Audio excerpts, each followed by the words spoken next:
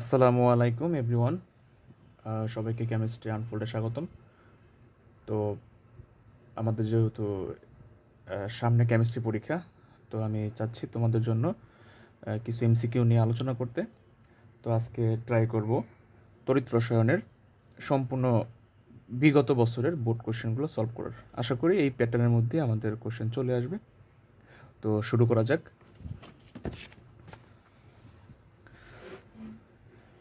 এখান থেকে দেখো যে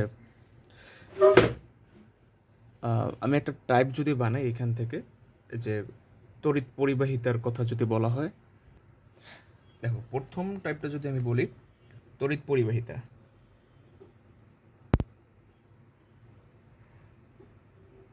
তো পরিবহনের ভিত্তিতে আমরা তিন ভাগে ভাগ করতে পারি। একটা হলো তড়িৎ পরিবাহী, একটা হলো অপরিবাহী,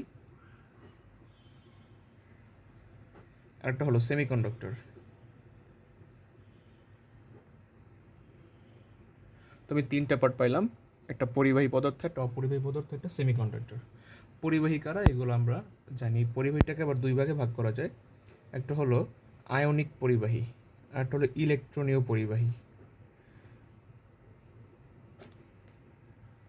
আচ্ছা, লেটস সি, দেখি আমরা। তো পরিবাহীকে দুই ভাগে ভাগ করা যায়, একটা ইলেকট্রনীয় পরিবাহী আর একটা হলো আয়নিক পরিবাহী। তো ইলেকট্রনীয় পরিবাহী কোনগুলো? এক কথায় যেগুলো তোমার সলিড স্টেটে থাকে, যেমন আমাদের কপার তার অথবা সিলভার, এগুলোকে বলবো আমরা ইলেকট্রনীয় পরিবাহী। আর আয়নিক কোনগুলো? যেগুলো চার্জ রূপে থাকবে অথবা অ্যাকুয়াস অথবা লিকুইড রূপে থাকবে, এগুলোকে বলবো আমরা আয়নিক পরিবাহী। যেমন সোডিয়াম প্লাস, সিএল মাইনাস, অথবা যদি আমি বলি সোডিয়াম ক্লোরাইড। দেখো এখানে আমি কি দিলাম? অ্যাকুয়াস সলিউশন দিলাম। তো এটাকে বলে আমি আয়নিক পরিবাহী, মানে পানি টাইপের কিছু থাকবে, জলীয় টাইপের কিছু থাকবে, সেটাকে বলা হয় আয়নিক পরিবাহী। তো আর অপরিবাহী কারা? অপরিবাহী আমরা জানি যাদের মধ্যে তড়িৎ চলাচল করে না। যেমন আমি যদি একটা এক্সাম্পল বলি, সোডিয়াম ক্লোরাইড। সোডিয়াম ক্লোরাইড যখন আমি সলিড দেব তখন সেটা হবে অপরিবাহী। অথবা আমি বলতে পারি, দেখো যে বিশুদ্ধ পানি। হ্যাঁ, বিশুদ্ধ পানির কথা যদি বলি, বিশুদ্ধ পানি, বিশুদ্ধ পানির মধ্যে কোনো আয়ন থাকে না কিন্তু। তো যেহেতু আয়ন থাকে না, তাই তারা তড়িৎ পরিবহন করতে পারে না। সো বিশুদ্ধ পানিও অপরিবাহী, আর সোডিয়াম ক্লোরাইড তো অপরিবাহী আমরা জানি, কারণ সলিডরা কখনো তড়িৎ পরিবহন করে না। এবার আসি সেমিকন্ডাক্টর কারা। অর্ধপরিবাহী হলো পর্দা সারণীর 14 নম্বর গ্রুপের মৌল। 14 নম্বরে কারা থাকে? Carbon, silicon, germanium, tin, lead.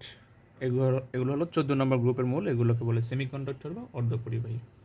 ও একটা এমসিকিউ পরীক্ষা আসতে পারে, যেহেতু তোমরা বিগত দিনে ফিজিক্স সেকেন্ড পার্ট পরীক্ষা দিয়েছো। তো আমরা জানি পরিবাহী পদার্থ যারা, তাদের মধ্যে তাপমাত্রা বাড়ালে পরিবাহিতা কমে, রোধ বাড়ে। কিন্তু অর্ধপরিবাহীর ক্ষেত্রে তাপমাত্রা বাড়ালে পরিবাহিতা বাড়ে, রোধ কমে। আশা করি বুঝতে পারছি। অর্ধপরিবাহিতে যদি তাপমাত্রা বাড়াই, আমি তাপ দিই, তাহলে রোধের মান কমে, তড়িৎধর্ম বাড়ে। বাট পরিবাহিতে উল্টা হয়, তাপমাত্রা বাড়ালে পরিবাহিতা কমে, রোধ বাড়ে। আচ্ছা, এবার আমরা একটু এই আলোকে কিছু এমসিকিউ দেখে। দেখো প্রথমটা কি বলছে, কোনটা তড়িৎ পরিবাহিতা অধিক? আচ্ছা একটু দেখি আমরা। বেরিলিয়াম, অ্যালুমিনিয়াম, কপার, স্ক্যান্ডিয়াম, এগুলো আমরা জানি যে কপার মানে তামা, তাই না? তামার তো পরিবাহিতা সবচেয়ে বেশি, এটা আমরা জানি। এবং অ্যাজ ইউজুয়াল এটা বেশি ব্যবহৃত হয়, যেমন আমাদের তামার তার, বাসা বাড়িতে যে বিদ্যুৎ থাকে। নিচের কোনটা বিদ্যুৎ সুপরিবাহী না? ভাই দেখো তো, বিদ্যুৎ সুপরিবাহী মানে এক কথা হলো ধাতু যারা তারা বিদ্যুৎ সুপরিবাহী হয়। তাহলে কপার কি ধাতু? সিলভারও ধাতু, অ্যালুমিনিয়ামও ধাতু। বাট কার্বন কি 14 নম্বর গ্রুপের মৌল, সেমিকন্ডাক্টর। সুতরাং এটা তো পরিবাহী না, এটা অর্ধপরিবাহী। পরিবাহীতে অনেক কম থাকে তড়িৎ পরিবহন ক্ষমতা, বাট অপরিবাহীতে বেশি। সুক্রোজের দ্রবণ, আচ্ছা দ্রবণ যেহেতু বলছে একটু ভালো করে বোঝো, সুক্রোজের দ্রবণটি কি? এখন এখান থেকে একটা কথা বলছে ওরা। আচ্ছা, এবার একটা বিষয় আমরা আসি, তড়িৎ বিশ্লেষ্য আর অবিশ্লেষ্য, মানে যাদের মধ্যে তড়িৎ চালনা করা যায় তাদেরকে বলি তড়িৎ বিশ্লেষ্য পদার্থ। যেমন সোডিয়াম ক্লোরাইডে যদি তুমি তড়িৎ চালনা করো, সোডিয়াম যাবে মানে ক্যাটায়ন, সোডিয়ামের কথা যদি বলি, সোডিয়াম যাবে ক্যাথোডে, আর অ্যানায়ন ক্লোরাইড যাবে অ্যানোডে যাবে। কেমন? এখন এই তড়িৎ বিশ্লেষ্য পদার্থ আবার দুই প্রকার, একটা মৃদু আর একটা হচ্ছে তীব্র তড়িৎ বিশ্লেষ্য। তো এখানে বলছে শুক্রোজের দ্রবণটা একটা কি, মানে সুক্রোজ তো আমরা বুঝি একটা কী পদার্থ বলো তো, এটা জৈব যৌগ তাই না, সুক্রোজ। তো এটাকে আমরা তড়িৎ অবিশ্লেষ্য বলি। এখন বাকিগুলো কেন বললাম না? এটা তো অবশ্যই ইলেকট্রনীয় পরিবাহী হবেই না, কারণ ইলেকট্রনীয় পরিবাহী বলতে হলে দ্রবণ ট্রবণ তো আসবে না, আসবে। এটা অধাতব পরিবাহী প্রশ্নে আসে না। এখন আসে এটা তড়িৎ বিশ্লেষ্য হইতে পারে, অবিশ্লেষ্য হইতে পারে। কারণ আমরা যদি সুক্রোজের মধ্যে একটু অম্লীয় মাধ্যম দেই, তখন সুক্রোজটা আর্দ্র বিশ্লেষিত হয়, আদারওয়াইজ আর্দ্র বিশ্লেষিত হইতে পারে না। দ্যাটস এটাকে আমরা বলি তড়িৎ অবিশ্লেষ্য। পরে বলছে দেখো কোনটা তড়িৎ বিশ্লেষ্য পরিবাহী। এই যে দেখো বিশুদ্ধ পানি, একটু আগে বলছিলাম আমরা বিশুদ্ধ পানির মধ্যে কোনো আয়ন থাকে না, দ্যাটস এটা তড়িৎ বিশ্লেষ্য না। সোডিয়াম ক্লোরাইড সলিড জিনিসের তো তড়িৎ পরিবহন ক্ষমতা প্রশ্নেই আসে না, এটাও হবে না। তারপর দেখছো 100% HCl এর কথা বলছে। আমরা একটু লক্ষ্য করি 100% HCl মানে কি, এটা গাঢ় দ্রবণ। তো মনে রাখবা গাঢ় দ্রবণে আয়নগুলোর গতিবেগ কমে যায়, স্লো হয়ে যায়। দ্যাটস ওয়াই এটাও আমরা তড়িৎ বিশ্লেষ্য পরিবাহী বলতে পারি না। কারণ বেশি যদি গাঢ় হয়ে যায় তখন কি আয়নকে দৌড়দৌড়ি করতে পারবে? পারবে না। আর না পারলে তো অ্যানোড আর ক্যাথোডে যেতে পারবে না। দ্যাটস এটাকে আমরা তড়িৎ বিশ্লেষ্য পরিবাহী বলতে পারি না। তবে কপার সালফেট অ্যাকুয়াস, জলীয় আছে। কপার সালফেট অ্যাকুয়াস যেহেতু জলীয় দ্রবণের কথা বলছে এবং এখানে মেনশন করে নেই এটা বিশুদ্ধ না অবিশুদ্ধ, আমরা এটাকে অ্যান্সার করতে পারি। তারপর দেখো ইলেকট্রনীয় তড়িৎ পরিবাহী কোনটা। এবার আসো ইলেকট্রন বলছে নট সলিউশন, এই তিনটাই সলিউশন, এই তিনটা ইলেকট্রনীয় না, এটা তড়িৎ বিশ্লেষ্য। তো আমরা আয়রনকে লক করলাম। সেমিকন্ডাক্টর হিসেবে ব্যবহৃত হয় কারা, আমরা জানি 14 নম্বর গ্রুপের মৌল। ছন্দ যদি মনে থাকে আমাদের, কুয়েত সিটিতে গেলে সোনা পাবে, কুয়েত হলো কার্বন, সিটিতে সিলিকন, গেলেতে জার্মেনিয়াম, সোনাতে টিন, পাবেতে লেড। তো এরা যারা আছে তারা সবাই সেমিকন্ডাক্টর। ওকে, তাহলে দেখো আমার এই পার্ট পর্যন্ত শেষ হয়ে গেল, পরিবাহিতা পার্ট। তাহলে পরিবাহী থেকে কিন্তু একটা কোশ্চেন আসে, একটু যদি লক্ষ্য করো, ঢাকা বোর্ড 22-এ আসছে, 23-এ আসছে। হ্যাঁ, তার মানে ঢাকা বোর্ড মানে যে বোর্ডের কথাই আমরা বলি, পরিবাহিতা থেকে একটা টার্ম আমাদের পরীক্ষা আসতে পারে। আচ্ছা, এবার দেখো স্যার তড়িৎ রাসায়নিক তুল্যাঙ্কের কথা। আচ্ছা, পরের টাইপটা যদি আমরা দেখি, টাইপ 1 তো আমরা পড়ছি পরিবাহিতার বিষয়টা, টাইপ 2 হলো ফ্যারাডের সূত্র। তো আমরা সবাই জানি যে ডব্লিউ প্রপোর্শনাল কী লেখা যায়, কিউ লেখা যায়। এখান থেকে এটা কিন্তু ফ্যারাডের একটা সূত্র ছিল। তো এই ডাব্লিউ প্রপোর্শনাল কিউ, এই প্রপোর্শনাল ধ্রুবকটা উঠাই দিলে এখানটা জেড চলে আসবে। এই জেডটা কি বলে, তড়িৎ রাসায়নিক তুল্যাঙ্ক, মনে থাকে জানো। এই জেড হলো আমাদের তড়িৎ রাসায়নিক তুল্যাঙ্ক। জেড সমান লেখা যায় M/NF, আর কিউ সমান লেখা যায় IT। তাহলে এখানে আমি কি লিখতে পারি, MIT/NF লিখতে পারি। এখন দেখো তড়িৎ রাসায়নিক তুল্যাঙ্ক থেকে কত ম্যাথ আসছে আমাদের। জিঙ্কের তড়িৎ রাসায়নিক তুল্যাঙ্ক কত, যদি এটার অ্যান্সারটা দেওয়া আমি এখান থেকে দেখাই তাহলে বাকিগুলো পারবা। যেমন বলছে সিলভারের তড়িৎ রাসায়নিক তুল্যাঙ্কের মান কত। তো তুমি জানো জেড সমান কি লেখা যায়, M/NF, N আর X একই কথা। ওকে, এম হচ্ছে পারমাণবিক ভর। তো তোমার কিছু কিছু মৌলের পারমাণবিক ভর মুখস্থ করতে হবে। তার মধ্যে আমরা যদি বলি যেগুলো পরীক্ষা বেশি আসে পারমাণবিক ভর লাগবে এখানে আমাদের, কপার, তারপরে সিলভার, তারপরে জিঙ্ক, তারপরে নিকেল, হাইড্রোজেন, কেমন এগুলো একটু আমরা আবার একটা আছে আয়রন, এগুলো একটু মুখস্থ করে ট্রাই করবো। কারণ এগুলো পরীক্ষা আসে কিন্তু পারমাণবিক ভর লাগবে প্লাস তার যোজনী লাগবে। তো আমি যদি লিখে দিই, যেমন দেখো এখানে বলছে যে সিলভারের তড়িৎ রাসায়নিক তুল্যাঙ্কের মান কত। তো তুমি ভাই এম এর মান তো জানো 107.86, এফ এর মান জানো, ফ্যারাডের মান 96,500 এবং এন এর মান জানো 1। কারণ তড়িৎ রাসায়নিক সারিতে দেখবা তাদের চার্জের মান কত, ওইটি হলো তো তাদের এন এর মান। ওকে, আবার বলি তড়িৎ রাসায়নিক সারিটা বের করবা বই থেকে, বের করে দেখবা তাদের মাথায় চার্জ কত আছে, ওই চার্জটাও মনে রাখতে হবে, ওইটি হলো এন এর মান অথবা এক্স এর মান। তাহলে একক হলো কি গ্রাম পার কুলম্ব, কারণ ভরের একক গ্রাম আর ফ্যারাডের একক হচ্ছে কুলম্ব পার কুলম্ব। তাহলে এখন আমি তো এখানে সিলভার পড়ছি, তো সিলভার না বললে আমার জিঙ্ক বলুক যা বলুক, আমি কিন্তু সবার তড়িৎ রাসায়নিক তুল্যাঙ্ক চাইলে বের করতে পারি। এই গেল আমার তড়িৎ রাসায়নিক তুল্যাঙ্ক। তাহলে দেখো আমি কিন্তু এবার একটা কথা বলছে যে কোনটির তড়িৎ রাসায়নিক তুল্যাঙ্ক সবচেয়ে বেশি। আচ্ছা, কোনটির তড়িৎ রাসায়নিক তুল্যাঙ্ক সবচেয়ে বেশি, এইটা পারার একটা ট্রিক্স আছে। কোনটির তড়িৎ রাসায়নিক তুল্যাঙ্ক বেশি, দেখো ট্রিক্সটা কি একটু লক্ষ্য করো স্যার। আমি চাইলে এখান থেকে কি বলতে পারি, Z is equal two MIT/NF, sorry কই গেল, যেটা Z is equal two M/NF। দেখো জেড ইজ ইকুয়াল M/NF, তাহলে জেড কার সমানুপাতিক, এম এর সমানুপাতিক। তাহলে জেড হয়েছে এম এর সমানুপাতিক। এখন এম এর মান যার বেশি হবে তার তড়িৎ রাসায়নিক তুল্যাঙ্কের মান কিন্তু বেশি হবে। তো এই সেন্স থেকে আমি যদি বলি,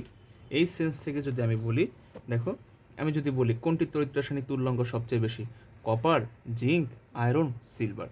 এই চারটা মৌলের মধ্যে সিলভারের পারমাণবিক ভর বেশি, দ্যাটস ওয়াই তড়িৎ রাসায়নিক তুল্যাঙ্ক বেশি।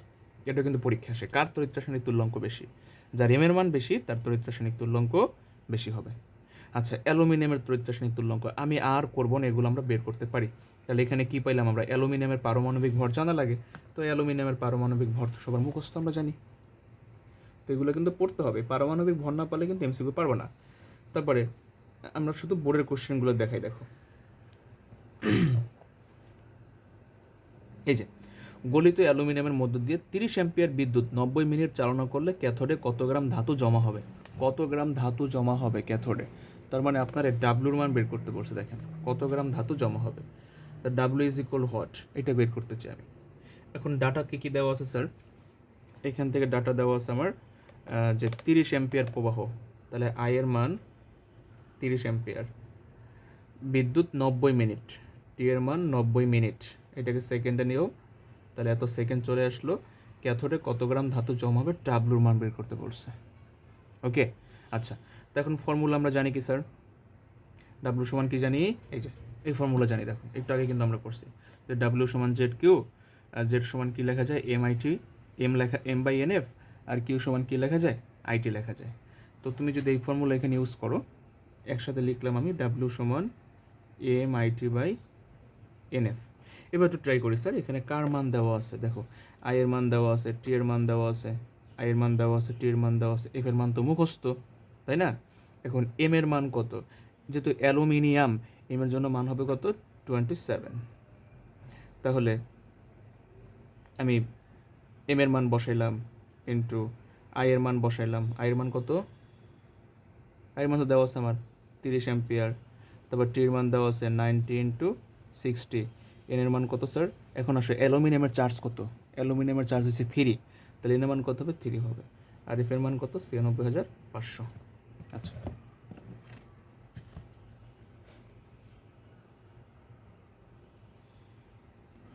তো দেখো আমরা ম্যাথটা করলাম, আমাদের অ্যান্সার কত আসছে এখানে? 15.108। যেহেতু ভরের কথা বলছে, এটা হবে গ্রাম। এই ম্যাথগুলো কিন্তু পরীক্ষায় আসে, দেখো এই আমাদের এই অ্যান্সারটাও কিন্তু মিলে গেল, হ্যাঁ 15 পয়েন্ট সামথিং। তো এখন এই টাইপের কোশ্চেন যদি আসে আমরা পারবো কিনা, দেখো একটা কোশ্চেন এরকম আসবে কিন্তু নিশ্চিত থাকো। যেমন দেখো স্যার 5 এম্পিয়ার বিদ্যুৎ 30 সেকেন্ড, তাহলে 5 এম্পিয়ার বিদ্যুৎ বলতে কার মান দেওয়া আছে? 251 নম্বর কোশ্চেন। 5 এম্পিয়ার বিদ্যুৎ বলতে কার মান দেওয়া আছে? আই এর মান দেওয়া আছে 5 এম্পিয়ার, 30 সেকেন্ড, টি এর মান কত? 30 সেকেন্ড।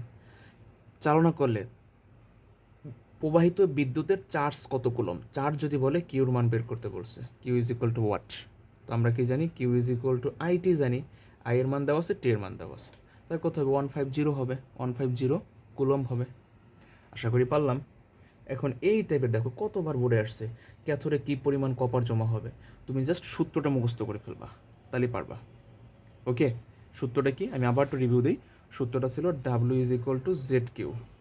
এখন তোমার আলাদাভাবে জেড বের করতে বলতে পারে, তাহলে জেডের ফর্মুলা কত হবে?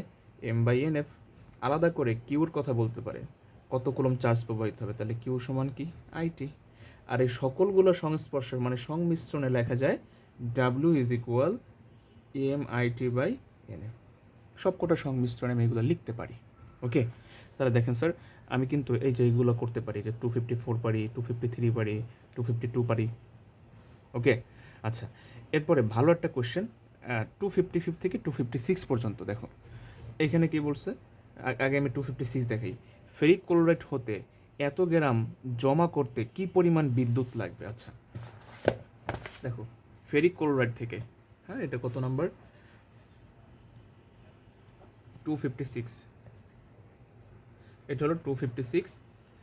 আমরা একটু যদি নোটিশ করি কী বলছে স্যার, যে ফেরিক ক্লোরাইড হতে 55 গ্রাম জমা করতে কি পরিমাণ বিদ্যুৎ লাগবে? কি পরিমাণ বিদ্যুৎ, তার মানে তোমার কিন্তু এখানে ওরা ফ্যারাডের কথা বলছে। ওকে, কি পরিমাণ বিদ্যুৎ লাগবে? তো তুমি চিন্তা করো FeCl3, যেহেতু এগুলো ধাতুর কথা বলে, তো এটাকে ভাঙলে আমি কি লিখতে পারি স্যার? Fe3+ লিখতে পারি। তা আমার কাজ হলো ধাতুটা নেওয়া। তাহলে এবার একটু বলো তো, Fe3+, আমরা জানি ক্যাথোডে যায় কে? ক্যাটায়ন যাবে, তাই না? তো Fe3+ কী করবে? ও যাইয়া 3 মোল ইলেকট্রন গ্রহণ করবে, কারণ সে চার্জ মুক্ত হলে তার ইলেকট্রন গ্রহণ করতে হবে। ও 3 মোল ইলেকট্রন গ্রহণ করে কই যাবে? গ্রহণ করে কী হবে? Fe হবে। তাহলে আমরা কি বলতে পারি বলো, যে 1 মোল আয়রন 3+ থেকে 1 মোল আয়রন হওয়ার জন্য 3 ফ্যারাডে বিদ্যুৎ দরকার। কত ফ্যারাডে বিদ্যুৎ দরকার? 3 ফ্যারাডে বিদ্যুৎ দরকার। কিন্তু পরীক্ষা আসতে পারে যে FeCl3 হতে তুমি মানে 1 মোল FeCl3 হতে 1 মোল লোহা পেতে কত গ্রাম তড়িৎ প্রয়োজন হতে পারে? তাহলে 3 ফ্যারাডে বিদ্যুৎ লাগে। এই কোশ্চেনটা কিন্তু উপরে দিছে দেখো 255 যে 1 মোল Fe2O3 হতে 1 মোল লোহা পেতে কত পরিমাণ তড়িৎ লাগে? তাহলে আমি যদি বলি আগে ওই কোশ্চেনটা একটু করি। 1 মোল Fe2O3, তাহলে Fe2O3 এখান থেকে আমি শুধু পজিটিভ পার্টটা নেব। তাহলে কি হবে Fe3+, কারণ আয়রন যোজনী কত এখানে 3। তাহলে এবার আসো 1 মোল Fe3+ কয় মোল ইলেকট্রন গ্রহণ করে 1 মোল আয়রন তৈরি করে? 3 মোল ইলেকট্রন, এই জন্য এটাকে বলবো 3 ফ্যারাডে। ওকে, সেম কাজ আমাকে যদি বলে Al3 কথা, তো এখান থেকে শুধু পজিটিভটা নাও, অ্যালুমিনিয়াম 3+। তাহলে 1 মোল অ্যালুমিনিয়াম 3+ কত মোল ইলেকট্রন গ্রহণ করে 1 মোল অ্যালুমিনিয়াম তৈরি করবে? 3 মোল ইলেকট্রন, অর্থাৎ 3 ফ্যারাডে ইলেকট্রন লাগবে।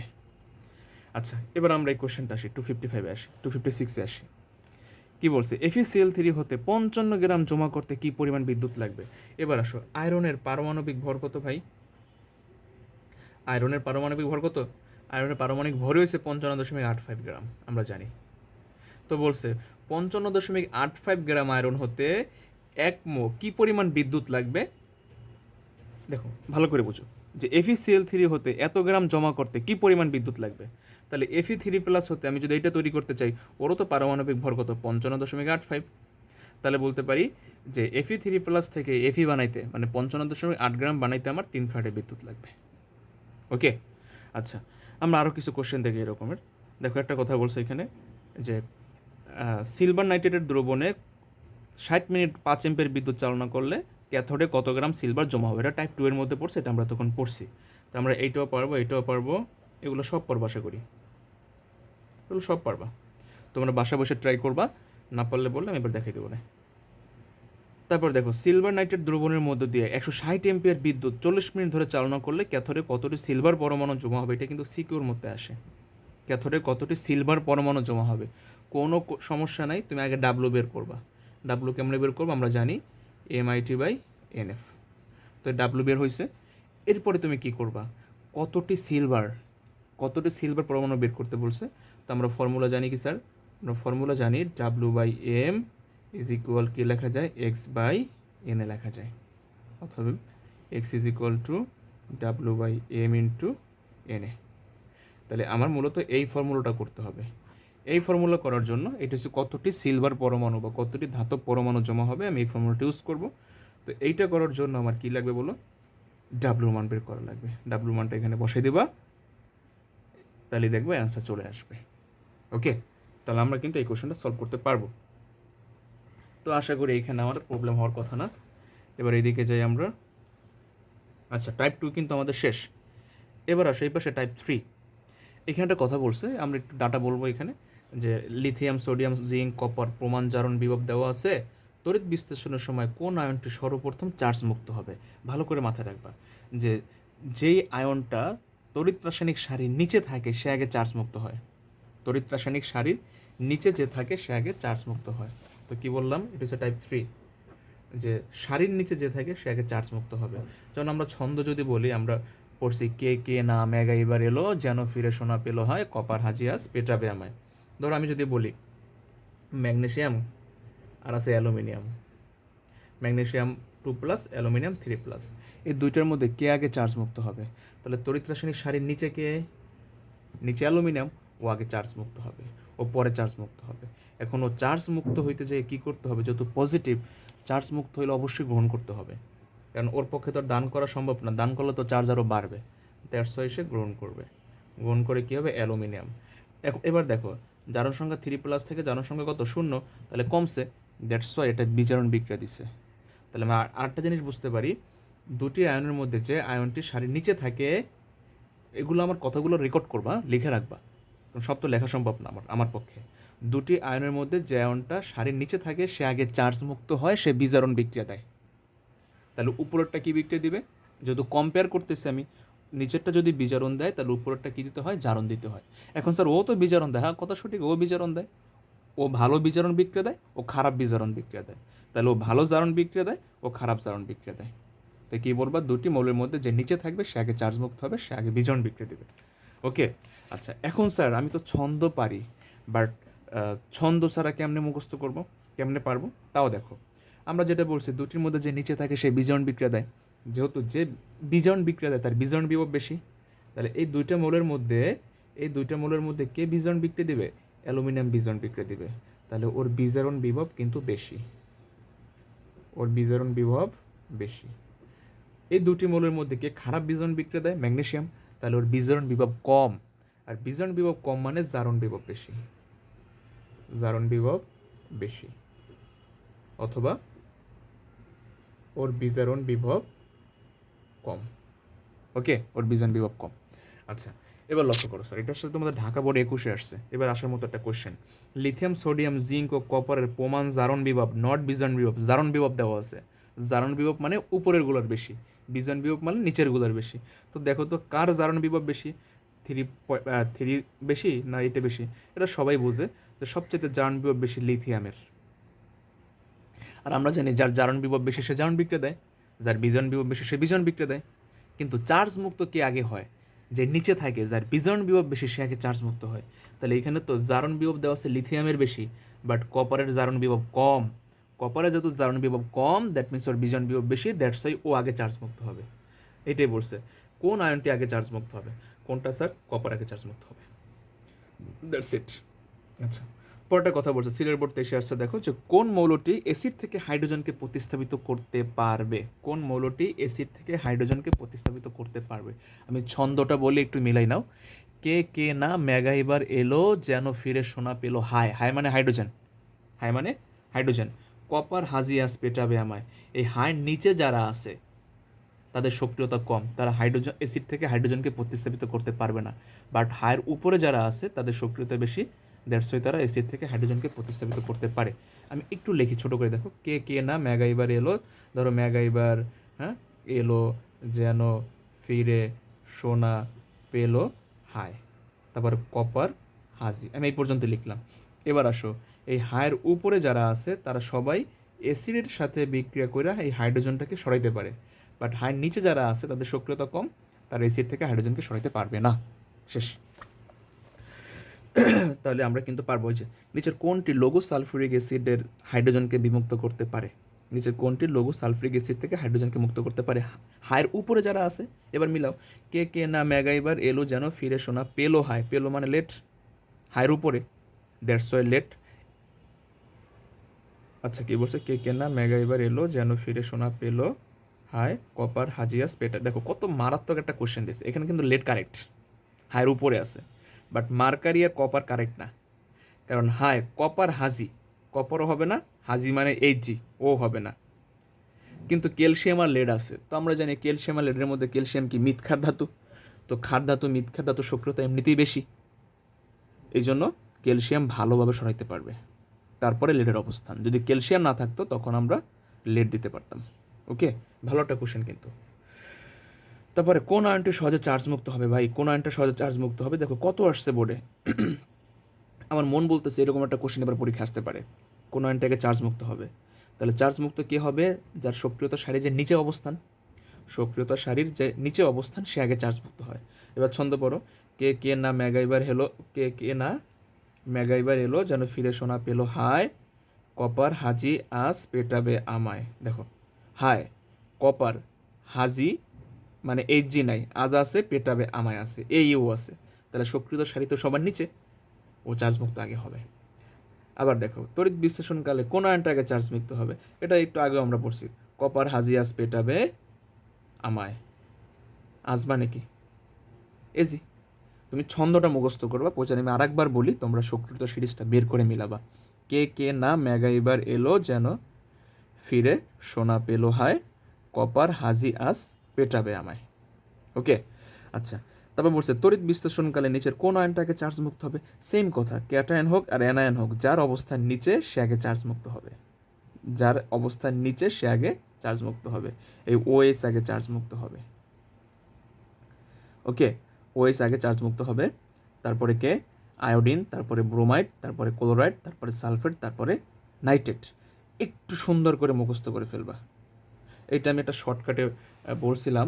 এই অ্যানায়নের চার্জ মুক্ত হওয়ার সিকোয়েন্সটা এরকম মনে রাখবা, NSC bio, NSC bio. N মানে কি স্যার? নাইট্রোজেন। তা দেখো তো এখানে নাইট্রোজেন আছে না, মানে নাইট্রেট, নাইট্রোজেন আছে। এস মানে সালফার, সালফেট আছে। এখানে সি মানে ক্লোরাইড, বি মানে ব্রোমাইড, আই মানে আয়োডাইড, ও মানে হাইড্রোক্সাইড। তাহলে এনএসসি বায়ো, এনএসসি বায়োর মধ্যে যে নিচে থাকবে সে আগে চার্জ মুক্ত হবে। আর ক্যাটায়নগুলো বলছি, কে কেনা ম্যাগাইবার এলো যেন ফিরে সোনা পেলো হয়, কপার হাজিয়াস পেটাবে আমায়। তাহলে আমার এগুলোর দেখানো লাগবে না, এগুলো তোমরা সবাই পারবা। তারপরে না পারলে আমারে বলবা। তারপর দেখো এখানে বলছে একটু তরিদ্দারের বিষয় নিয়ে আমি একটু শর্টকাটে আগে একটু আলোচনা করি, তারপরে আমি এমসিকিউ দেখি। তরিদ্দারের বিষয়টা দেখো, তরিদ্দারের কথাই খুব ভালো করে দেখবা। হ্যাঁ, তরিদ্দারের বিষয়টা দেখো। তরিদ্দারের মধ্যে এটা ধরো 4 নাম্বার টাইপ আমাদের তরিদ্দার। এখানে প্রথম তরিদ্দার হলো যে তোমার ধাতু ও ধাতুর আয়ন তরিদ্দার। ভালো করে মাথায় রাখবা, ধাতু ও ধাতুর আয়ন তরিদ্দার। এটা কীরকম স্যার? এটা হলো ধরো একটা মেটাল নিলাম আমি, আর তার সাথে কি দেব? মেটালের চার্জ দেব। তাহলে ধাতু ধাতুর আয়ন তরিদ্দার, ধাতু ধাতুর আয়ন তরিদ্দার। ওকে, তরিদ্দারকে এরকমের বাঁকা করে দেওয়া যায় অথবা সোজা করে লেখা যায়। যেমন আমি যদি বলি জিঙ্কের কথা, তাহলে কি লিখবো? জিঙ্ক 2+। কি বলবো? জিঙ্ক 2+ তরিদ্দার। অথবা কি বলবো? কপার 2+ তরিদ্দার। ওকে, অথবা এটাকে এইভাবে লেখা যায়, কপার সালফেটও লেখা যায়, সমস্যা নাই। বা কপার নাইট্রেট লেখা যায়। আর এগুলো জানি, এগুলো তাও মানে আয়ন রূপে থাকে। তাহলে এগুলো ধাতুর আয়ন তরিদ্দার। ওকে, এবার দেখো এখানে একটা কথা বলছে যে কোনটি জারণ প্রক্রিয়া নির্দেশ করে। ভাইরে দেখ, জারণ প্রক্রিয়া কোনটা নির্দেশ করবে? জারণ সংখ্যা 2 থেকে 0, জারণ সংখ্যা কমছে, তাহলে বিজারণ বিক্রিয়া, তাহলে বিজারণ তরিদ্দার। 0 থেকে 2 এটা বাড়ছে, এটা জারণ তরিদ্দার। তাহলে আমরা জারণ প্রক্রিয়া পেয়ে গেলাম। নিচের কোন তরিদ্দারটি জারণ অর্ধকোষ বোঝায়? তাহলে জিঙ্ক থেকে 2+। কত বোর্ডে আসছে দেখছো? কারণ আমরা জানি কি, আরেকবার বলে দিই, ধরো তোমার দেওয়া আছে এরকমের M থেকে M2+, তুমি এরকম চিন্তা করবা 0 থেকে 2 বাড়ছে, জারণ বিক্রিয়া, জারণ তরিদ্দার। যদি উল্টাইয়া যায় M2+ থেকে M0, জারণ সংখ্যা কমছে, বিজারণ বিক্রিয়া, তার মানে বিজারণ তরিদ্দার। ওকে, আচ্ছা, তাহলে আমরা এটা পারলাম। এরপরে বলছে কোনটা জারণ বিজারণ অর্ধকোষ, কোনটা জারণ বিজারণ অর্ধকোষ। আচ্ছা আসো, জারণ বিজারণ অর্ধকোষ চিনবা কীভাবে? একেবারে শর্টকাট বলে দিই, যে সকল মৌলের একাধিক পরিবর্তনশীল জারণ সংখ্যা থাকে তারা জারণ বিজারণ অর্ধকোষ তরিদ্দার হয়। এবার আসো, আয়রনের একাধিক জারণ সংখ্যা আছে 2+, 3+, এই জন্য জারণ বিজারণ তরিদ্দার। আমি এখানে এক্সাম্পলটা লিখে দেখো, এগুলো কিন্তু একটু নোট করে পড়ো, দেখো তোমাদের অনেক উপকার হবে। এটা খুব দ্রুত আমি শেষ করতেছি।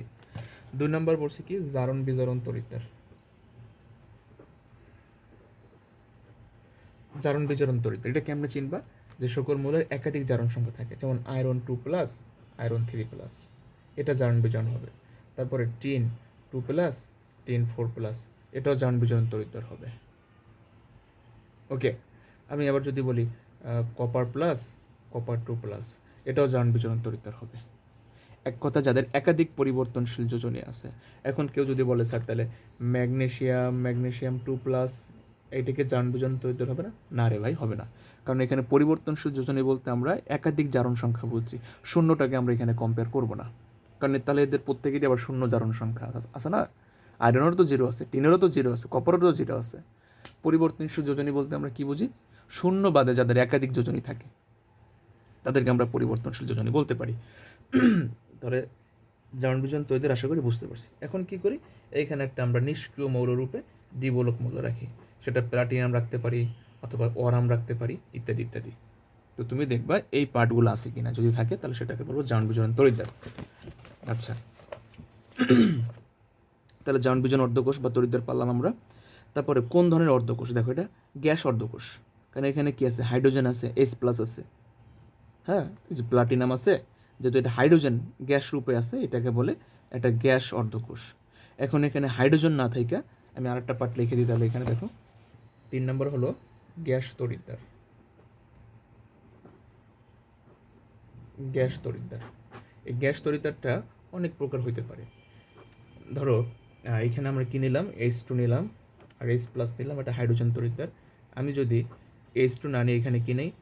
Cl2 নেই, Cl+ নেই, এটা Cl- সরি, এটা হবে ক্লোরাইড গ্যাস তরিদ্দার, ক্লোরিন গ্যাস তরিদ্দার, এটা হাইড্রোজেন গ্যাস তরিদ্দার। আমি যদি এখানে অক্সিজেন নেই, তাহলে এটা হবে অক্সিজেন গ্যাস তরিদ্দার। তাহলে আমি 3টা তড়িৎদ্বার লিখলাম কিন্তু, একটা হাইড্রোজেন গ্যাস তড়িৎদ্বার, একটা ক্লোরিন গ্যাস তড়িৎদ্বার, একটা অক্সিজেন গ্যাস তড়িৎদ্বার। ওকে, আচ্ছা। তারপরে বলছে ক্যালোমেলের সংকেত কোনটা, মুখস্থ করে ফেলবা। Hg2Cl2, এটা হলো ক্যালোমেল গ্যাস তড়িৎদ্বার। ক্যালোমেল গ্যাস তড়িৎদ্বার। এই তড়িৎদ্বারের আরেকটা নাম হচ্ছে স্বল্প দ্রবণীয় লবণ ও ধাতুর আয়ন, স্বল্প দ্রব্য ধাতু, ওই ধাতুর লবণ এবং তার আয়ন তড়িৎদ্বার। এটাকে বলি আমরা ক্যালোমেল তড়িৎদ্বার। Hg2Cl2, এটা মুখস্থ করে ফেলবা, ক্যালোমেল তড়িৎদ্বার Hg2Cl2। আচ্ছা, এবার বলছে কোষের ইএমএফ এর ম্যাথের কথা যদি বলে আমারে। আচ্ছা, কোষের ইএমএফ যদি বের করতে বল, আগে আমরা একটা কঠিন একটা ম্যাথ করি, তাহলে সহজ হবে। ধরো 281টা আমি একটু আগে করলাম তোমাদের, 281, এটা হলো আমাদের টাইপ, মনে করো 4 টাইপ, চতুর্থ টাইপ। 281-এ কি বলছে, zinc zinc 2 plus, silver silver plus, তড়িৎদ্বারের জারণ বিভব দেওয়া আছে ইত্যাদি ইত্যাদি। তড়িৎ কোষের মোট বিভব মনে রাখবা। কোষ বিভব, কোষ বিভবের ফর্মুলা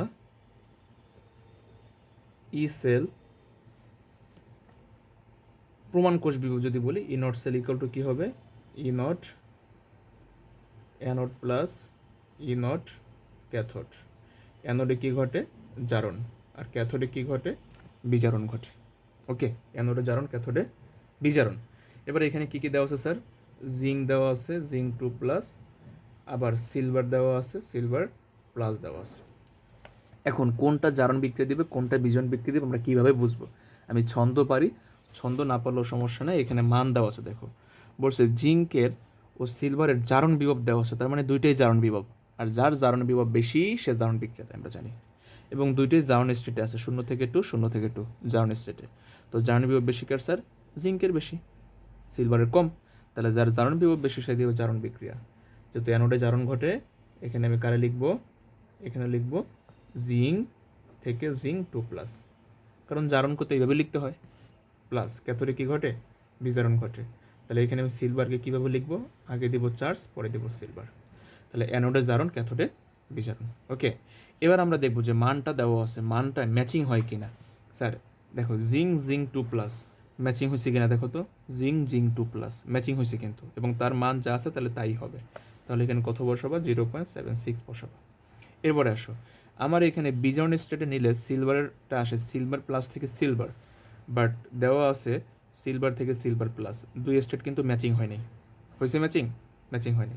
তার মানে ওর যে মানটা থাকবে সেই মানটা চেঞ্জ হয়ে যাবে, এটা আছে প্লাস, এটা হয়ে যাবে মাইনাস। ওকে, তাহলে কি হবে, এটা আছে প্লাস, এটা হয়ে যাবে কি মাইনাস। এখন এটা দেওয়া আছে মাইনাস, তাহলে মাইনাসটা কি হয়ে যাবে, প্লাস হয়ে যাবে। তাহলে এখানে আমি কি লিখবো, প্লাস লিখবো, 0.769 ভোল্টেজ। এই দুইটা যোগ করবা, যোগ করার পর তুমি এখানে অ্যান্সার পাইছো কত, প্লাস 1.529 ভোল্টেজ। এই মানটা কি পাইছি ভাই, পজিটিভ পাইছি।